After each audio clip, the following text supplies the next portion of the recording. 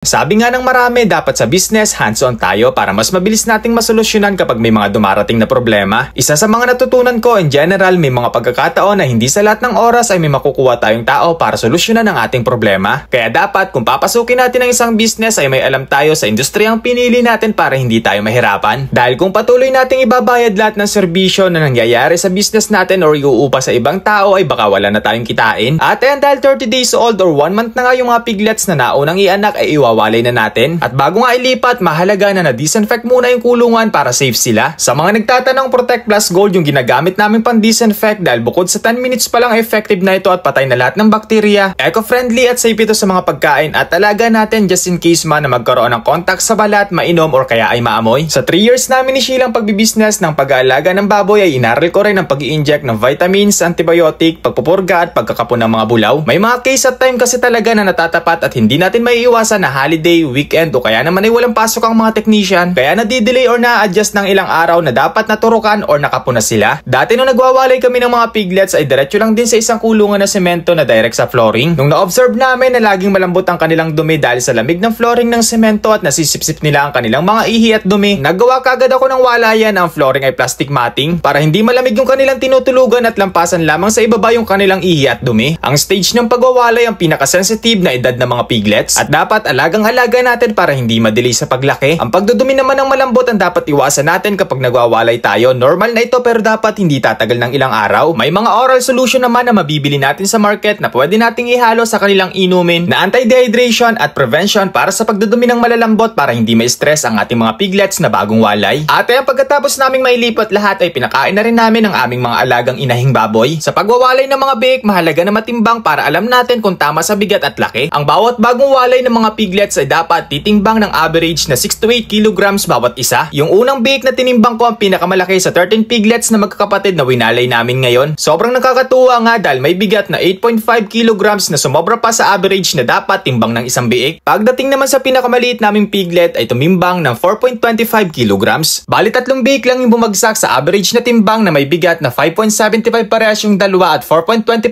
kilograms nga yung pinakamaliit. At lahat na ng mga natitirang mga piglets ay naglalaro na sa 6 kilos pataas ang timbang. Pagkalipas ng isang araw na pagwawalay ay nag-inject naman ako ng vitamins. Norovit yung ginagamit ko dahil malamig at paulan-ulan dito sa hapon. May combination na kasi ito ng B-complex, vitamin A, D at E na kumpara sa iba ay magdadalawang inject tayo dahil pag hindi B-complex, vitamin A, D o E lamang ang content. At para naman ma-prevent natin yung pagdudumi nila ng malalambot ay naghahalo kami sa kanilang inumin ng Amoxil V. At para naman sa anti-dehydration ay naghahalo kami ng Elec V. Multivin naman yung ginagamit naming vitamins in absent ng technician or kung hindi tayo marunong mag-inject ng Norovit. Bali ang kagandahan sa kanila ay pwede natin silang paghalu-haluin sa 4 liters bawat isang sachet at ipainom sa mga piglets natin. Kailangan natin ito sa mga bagong walay nating piglets para maiwasan yung stress na nagiging dahilan ng delay ng paglaki. At pagkalipas ng 3 araw nang mawala yung mga biik ay pinurga naman namin yung aming inahin. Paghahanda naman namin ito sa kanyang pangangande para bago siya barakuhan ay napurga na. Bulatikok naman yung ginagamit namin na oral solution dahil 20% ang concentration nito ng Levamisole. Para one time lang tayo magpupurga at hindi na paulit-ulit. Ang kagandahan nito ay 100% na direct sa kanilang tiyan dahil ihahalo lang natin ito sa inumin o kaya naman ay sa pagkain. May nabasa nga ako sa comment section na mas magandang araw na tayo na lang ang mag-inject sa mga alaga nating inahin at mga piglets para iwas virus sa mga ibang tao na pumapasok sa ating piggery. Kaya nag-aral talaga akong mag-inject at magkapon para safe yung mga alaga namin.